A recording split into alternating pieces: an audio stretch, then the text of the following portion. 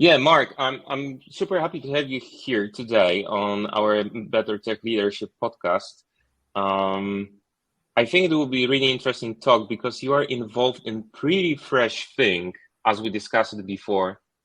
You are the fractional CTO, not the interim, but now the fractional CTO, the new thing. Um, and I really wanted to start with that. Uh, After maybe you could introduce yourself and tell about your experience as a tech leader. Okay. Well, I've been around the IT industry forever. I started off as one of the first Windows developers on Wall Street, creating electronic trader workstations. Then I had my own software development company, which did very well. I developed a number of products, had a small company of developers, sold that in the late 1990s, and went back to consulting.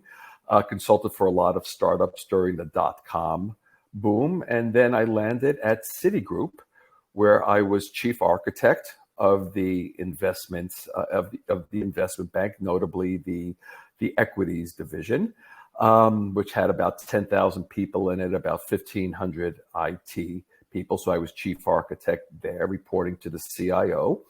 And then I got poached by Citadel, which was a very well-known big hedge fund, because they were forming a new investment bank when all the other a bunch of investment banks collapsed, like Bear Stearns and Merrill Lynch and Wachovia. So they collapsed, and Ken Griffin, who's the head of Citadel, decided to form a new investment bank. That lasted about 2 years before he closed the investment bank down. And I went back to consulting. I went down to Brazil and re-architected HSBC systems. I led IT for British Petroleum's energy trading operation in Chicago because they couldn't find a CTO that they were happy with. So they brought me on for 3 weeks, which turned into 9 months. Then I joined MetLife, which is a big global insurance company, as chief architect, reporting to the CIO. And then I was chief architect at ADP, which is the biggest payroll software company in the world. And I reached a certain milestone with my life, and my wife and I agreed that, okay, when we reach this milestone, we're both going to retire.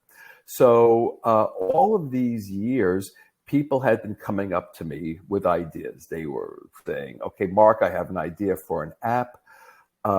Can you help me develop this app? And I would always say, sorry, I have a full-time job, a lot of responsibilities, but why don't you take me out for some drinks, and I'll sketch out your architecture on the back of the cocktail napkin, and I'll tell you how to hire a development team and all that. So when I left the workforce back in 2018, I said, well, what should I do now? And I said, well, I've been giving people free advice all of these years. Why don't I turn this into like a one-man consulting operation where I will help multiple startups? Or my idea was to help people who had ideas but no technical background. So my company, CTO as a Service, was born, spent some time making a nice website, and went to search for some clients. And luckily, because I'd been in the industry for such a long time, I had a good network, and I got some initial clients just by word of mouth. And I grew the business. It was just me, but I had more and more clients, and sometimes I would be time slicing between 8 or 10 clients. And then I actually left to take a CTO job with my biggest client, XP Investments, which is like a very big asset manager and brokerage in Brazil. And I said to them, I really like the fractional lifestyle, and I'm only going to stay there for 1 year. So I stayed there for 1 year, and then came back and restarted CTO as a Service a few months ago, and I'm back in the fractional game. Great, thanks for this introduction. And the first question that I have, it's related to our previous talk, and I wanted to ask about the fractional CTO. how is it different and compared to interim CTO? I mean, work-wise, despite of course the time is shorter for for one client. But if you could explain how does it work?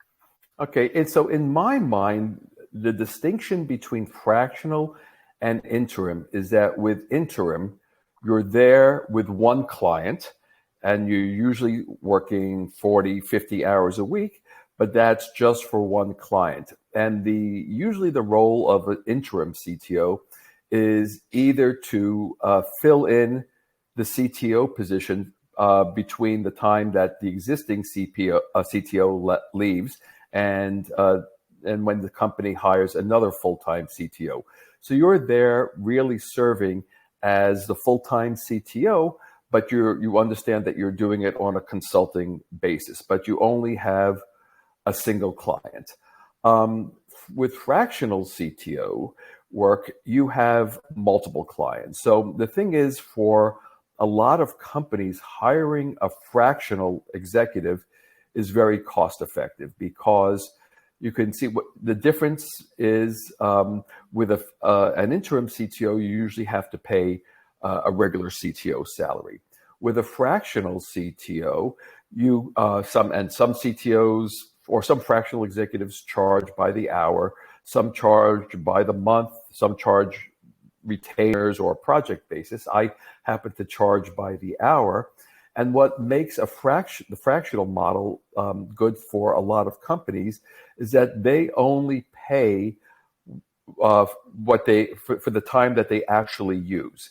And for somebody like me, I don't care if I work 1 hour a month for a company or 10 hours a month or 20 hours a month. They will only pay me for the time that they use me for. And that enables me to time slice between different clients. And the nice thing about the fractional model is that you are involved in lots of different companies and lots of different domains. So the clients that I've had are from ed tech, from pharmaceuticals, from financial fintech, from all sorts of different kinds of domains. And you always feel fresh because you're learning different domains. So I would say that is the main difference between fractional and interim, is that interim is basically full-time with one client, and you serve as kind of a transition point. But fractional, sometimes you just are time slicing between different clients, and you're helping a lot of startups until they get to the point where they could actually hire their own full-time CTO. Okay, and how about the outputs and outcomes as an interim CTO versus fractional CTO? I have a feeling that as a fractional, you don't have so much time, let's say, to organize the work, to set up the strategy and vision. The time is more limited, so you need to be more efficient. But like from your perspective, how does it work regarding outputs and outcome which are expected from you? Okay, so with interim CTO, the main thing you want to do is keep the organization running as it is, right? You have to be careful not to create any kind of disruptions that the new CTO, when that new CTO comes in, that new CTO will have to undo. So with an interim CTO, you're there at that executive level just to guide the company, just to steer the ship on a straight course and not deviate too much, and make sure that everything is still working for the time when you hire the new CTO, right, or new fractional executive. With the fractional work, and actually, let me say that I will do strategy, right? Even though I'm with a client only on a fractional basis, I will help them with everything. I will come up with the entire tech strategy. I will help them pitch to investors.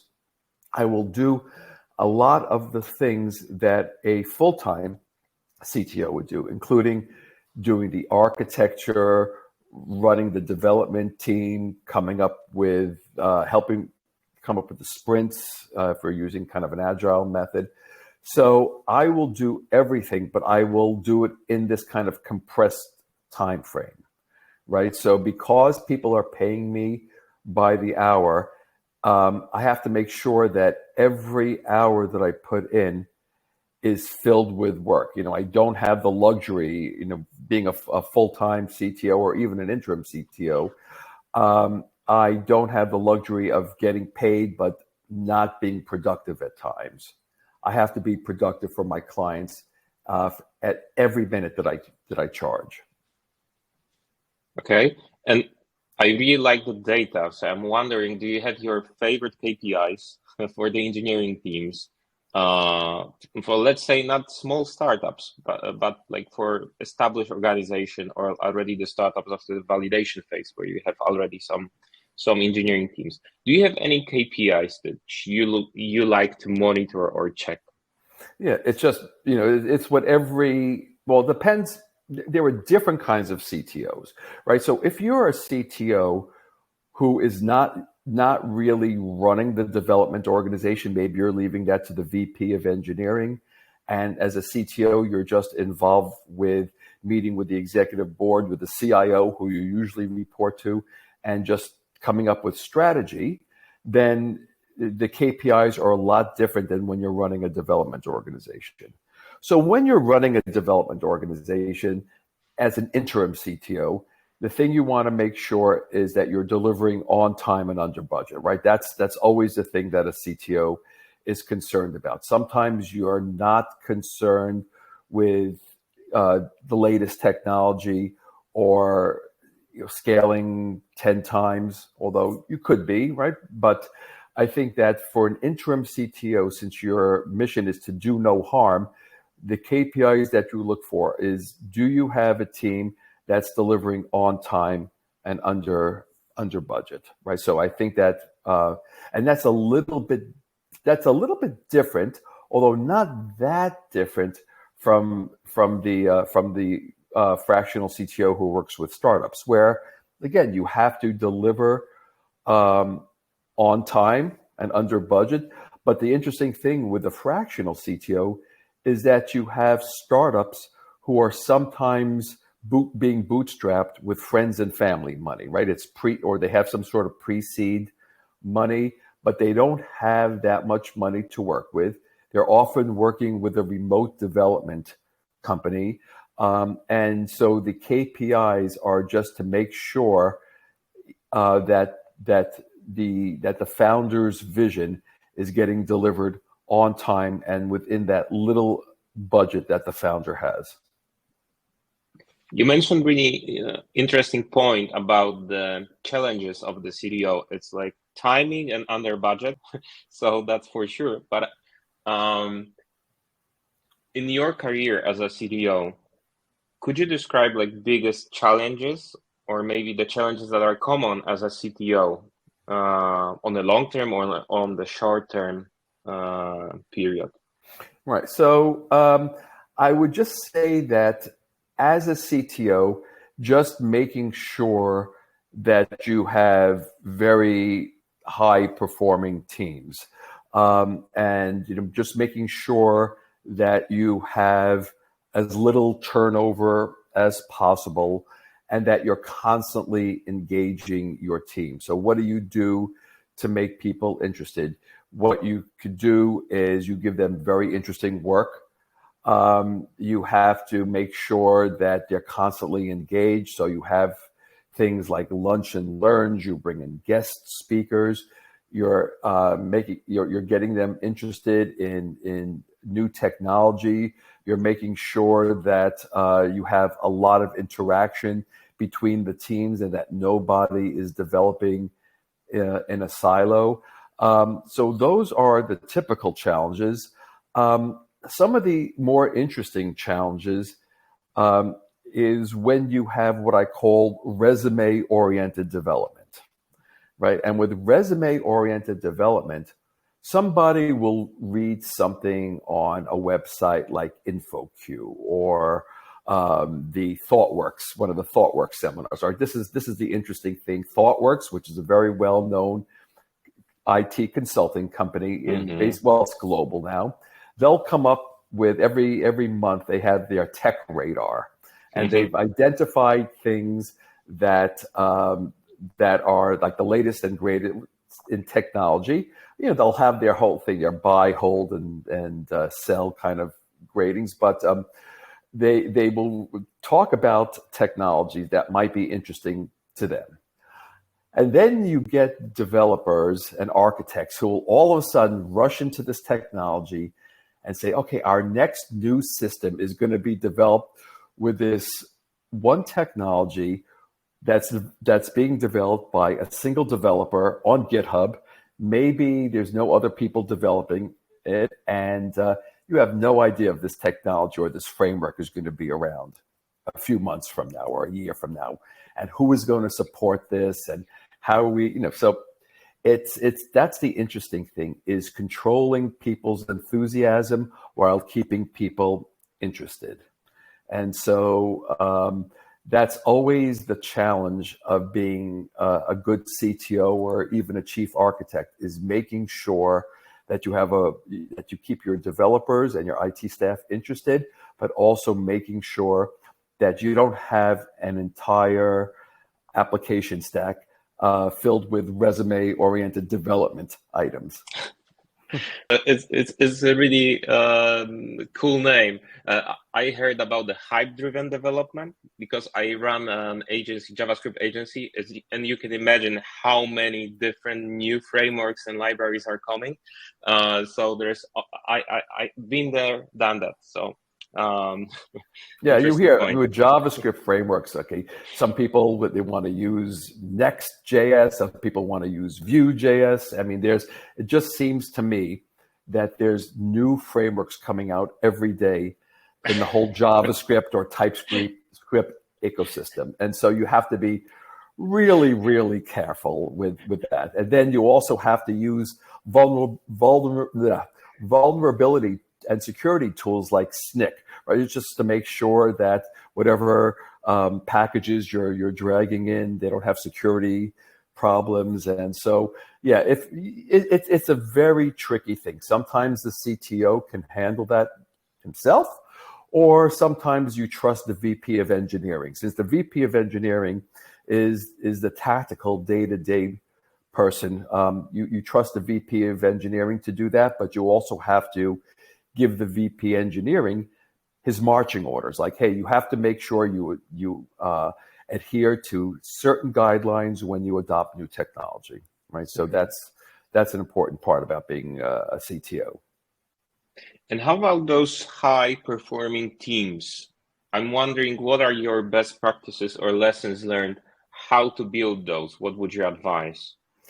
Well, I just think that it's identifying people who really, really want to buy into your mission, and it's giving them really interesting challenges. So I think I've mentioned some of the stuff about just keeping the people engaged, having lunch and learns, things like that. But I just think it's constant one-on-ones. It's constant communication. So sometimes when you are CTO, you're in this ivory tower, right? And that's the thing to avoid with with being the CXO, right? Whether it's CTO or CMO or whatever, don't be in the ivory tower, right? So one of the things that I do, I still code. I still love to code.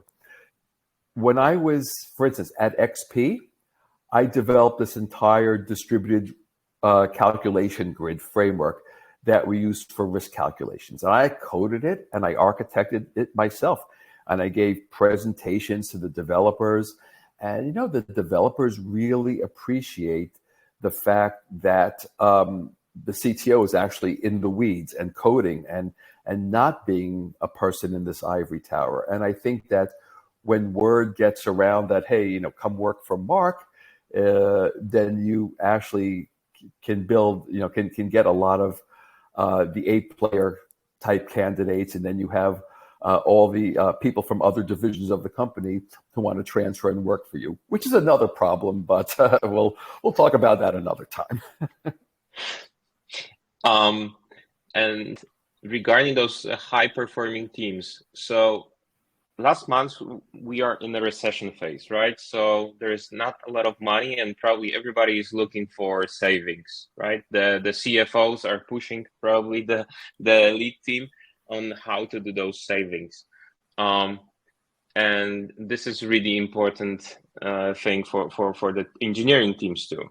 And I'm wondering, from your perspective, what would you advise technical directors or founders how you could work on or how to audit or how to approach this performance, how to any tips and tricks on your end, how Right. to you know what I mean. Yeah, I know. So basically, I think that one of the things is have control over your cloud costs, right? So if you have this massive Azure or massive AWS infrastructure in there, do you know everything that is going on underneath, right? Are you in control of your egress costs and your ingress costs and the amount of servers you have? And could you use maybe spot instances instead of reserved instances?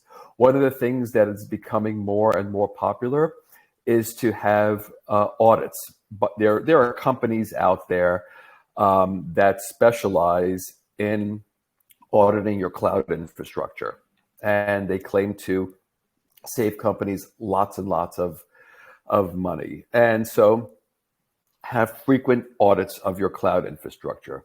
Make sure that you don't, people who aren't entitled to certain kinds of infrastructure don't have to use it, right? You don't have to pay for people who are never going to use something, right? So if you are using a very costly application performance monitoring tool and something that has a lot of cost per user or a lot of cost per services or per host, do you really need that, right? Could you get away with something free like what we call the ELK stack, Elastic, Logstash, Kibana, or something with Grafana and Prometheus? Could you get away with something free rather than consuming licenses in a potentially expensive tool? So that's one of the things that I've done a lot as being a CTO, is just saying to the organizations,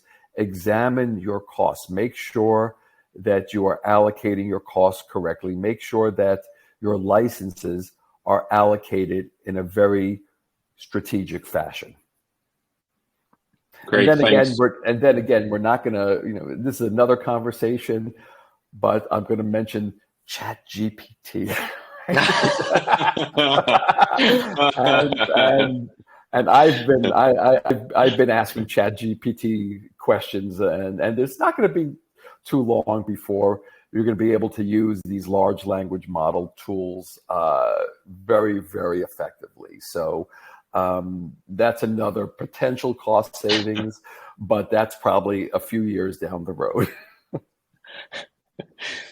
Yeah, when this will be so optimized and automated, but still, like the Copilot from the GitHub and more tools like that are coming, so it will be fast.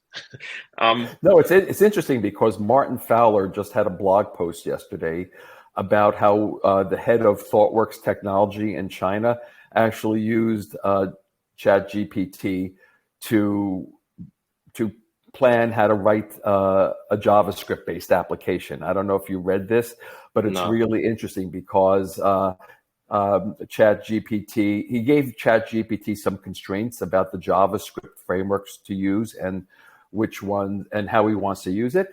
But and he didn't ask ChatGPT to actually write the code, but he said to ChatGPT, write out the architecture, write out a task list of all the steps needed for a coder to write this application given these frameworks and these design patterns and these constraints. So it's very interesting. Nice. Wow. And regarding the talent, so we still have many people working on the code. Maybe in the future it will change a bit, but based on your experience, how do you evaluate the talent? What are your best practices? How to find the really talented team-oriented people on the engineering side? It's difficult just because there's so much competition out there. So first of all, you have to make when you're hiring people, you have to make the message look good, right? You have to make your company look attractive. And then you want to try to create the buzz to get the talented people in. So let's just start for creating the buzz. So one of the companies that I always look up to in terms of creating this buzz is Jane Street Capital. So Jane Street Capital is a quantitative trading firm that's in New York. And they have really interesting blog posts and really interesting videos. And they've created this whole aura around them so that they get like thousands of applicants every day. And they only pick very, very, very few people. So I think number one is creating a culture where you're really projecting that message out there to people. People really want to join you, right? So create the culture and create the messaging where you're really attracting that A-level talent. But also, the interesting thing is look at places where you would normally not look for talent, the non-traditional places. So, for instance, when I was at XP, and XP is a Brazilian-based company, we would look at all of the people at the top universities who competed in the Brazilian math Olympiads, right? And so we know that if somebody competed in a math Olympiad, and usually if people are good at math, they're usually pretty good at computer science too. And so we would get to these people while they were freshmen or sophomores in like first or second year college students, and we would say, hey, if you're looking for an internship next summer or you're looking for a job, keep us in mind. And so it's cultivating some of this talent at a very early stage and making it interesting enough for them so that when they graduate, they think of your company as being the first company. But I think that just to get the people in, it's just a lot of word of mouth recommendations. And, of course, you want to make sure that your tech screening is good, right? I don't believe in using things like lead code or hacker rank tests. I want to make sure that people could think, that people will actually do things and solve problems that are relevant to your company, right? So giving somebody a hacker rank test and saying, okay, find some sort of maximal substring, that's not a good indicator for me of future success in my companies, right? So you really want to make the interview process tailored for your specific company and give them really good problems where you could evaluate their talent. So that's another way of getting high performers in. Okay. And how about remote work? Would like to get your opinion, because now so many companies, big tech, are saying like, get back to the office, right? We got this crazy time when everybody was working remotely for I don't know, 1 year or 2 years in some cases. And I'm wondering, what is your opinion about it? Is it a good move, or working remote is totally fine and it depends on people? How do you see it? Well, it does depend on the people and it does depend on the role. So for instance, as a fractional CTO, we're always using remote development companies, right? So remote work is just, between me and the developers, they're always remote from me. But the thing is, I like them to at least interact within their own office, right? So if you're choosing a development company from, let's say, Poland, right? And you want to make sure that the developers have interaction with each other. I think it's just too easy for people to go away and get lost and not have overlapping hours. And I really do value all of the interaction that goes on when people are together. That being said, the cat is out of the bag, right? Now that people are working remotely, it's very hard to go back to a full-time in the office model, very hard. So you have to be extremely flexible. So I like the hybrid model. Come in 2 or 3 days a week and then work remotely with the other times. Fortunately, people have good collaboration tools, right? So between things like Microsoft Teams and Slack, collaboration is a fairly important thing. So and also the thing is with remote work, I would say that people are working more hours, right? People, it's not unusual to get a Slack message at 11 o'clock at night, right? So and the developers really have to control themselves and make sure that they're not burning themselves out, which is another challenge, right? With the remote work and developers seem like they work 24 hours, it's making sure that the people are not burning themselves out. But yeah, I like the remote work, but I also think that in-person collaboration is extremely important. I agree with the Slack. I think it's similar to the kind of revolution where it was when you got like the first mobile phone and you were constantly under the phone, and now with the Slack it's even worse, because like some people are feeling so obliged to answer all the questions or just look on a thread or channel. Yeah, and sometimes you send a message to somebody at 10 o'clock at night, and then somebody replies to you. I'm like, why are you replying to me at 10 o'clock at night? I wanted you to answer me the next morning. But sometimes people say, oh God, it's a message from the CTO. I got to answer right away. So as a CTO, as an executive person, you also have to be mindful of when you're communicating with people, right? Because your mind is always working 24 hours. And you have to make sure that you're not sending messages to people where they feel that they have to respond at midnight, and then you find yourself with a burnt out development team. And how about feedback to your employees? I mean, do you have your own approach how to discuss difficult topics? I feel that especially with people who are introverts, it's really hard to discuss it face to face. And via Slack, it doesn't make any sense. And what is your approach here?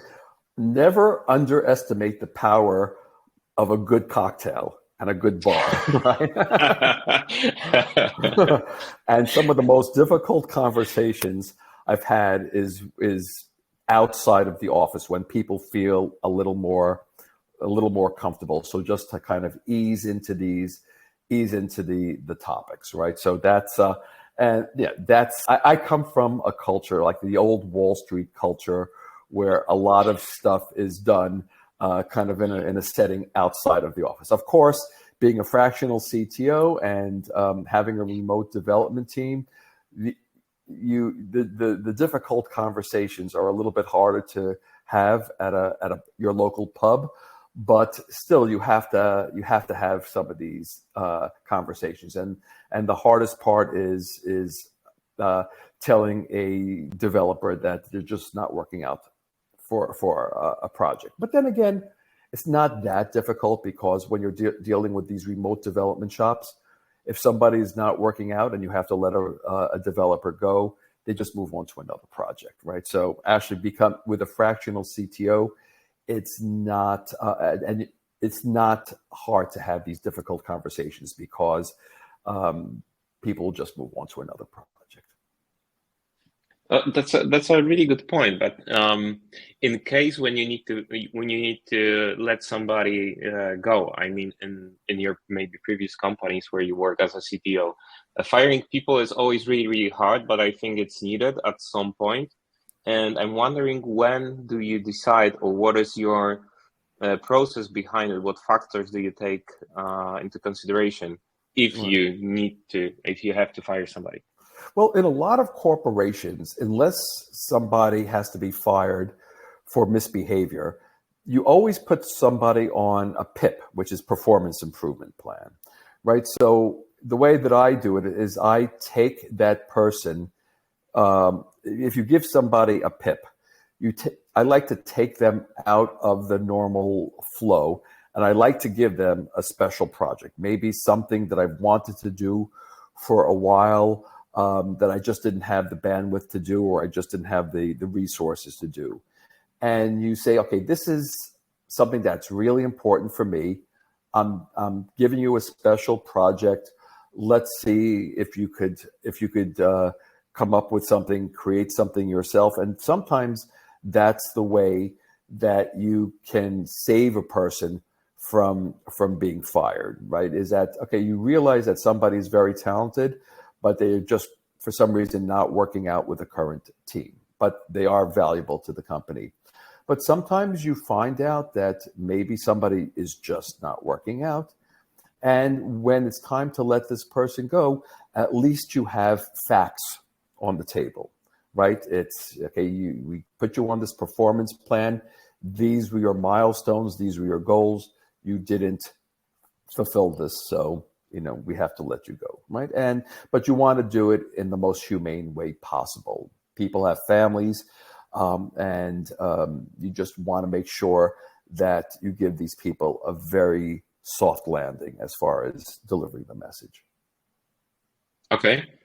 And I have the last question, which I ask all of my guests. Are there any books or podcasts or resources that have been particularly impactful for yourself, like impactful for your career? Okay, so I have to say, number one, I don't read books on leadership or listen to podcasts on leadership.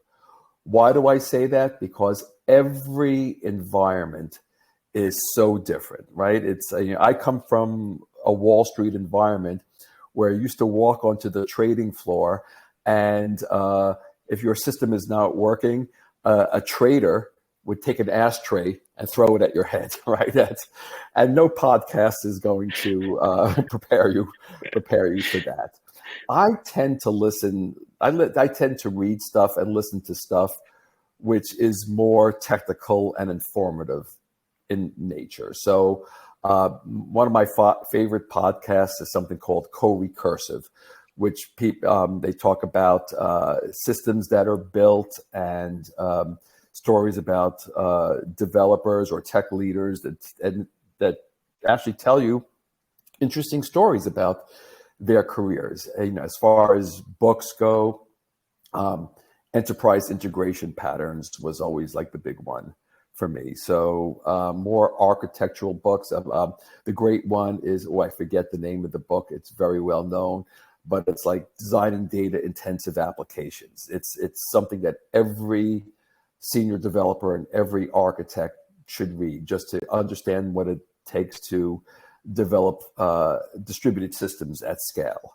But yeah, I don't like, for instance, I've never read the Phoenix Project. I've never read some of those books that a lot of people read, because look, it's reflections on one person's experience, and everybody has a lot different experience. So I would rather like to learn things by my own experience and my own situation rather than read a recipe from a cookbook.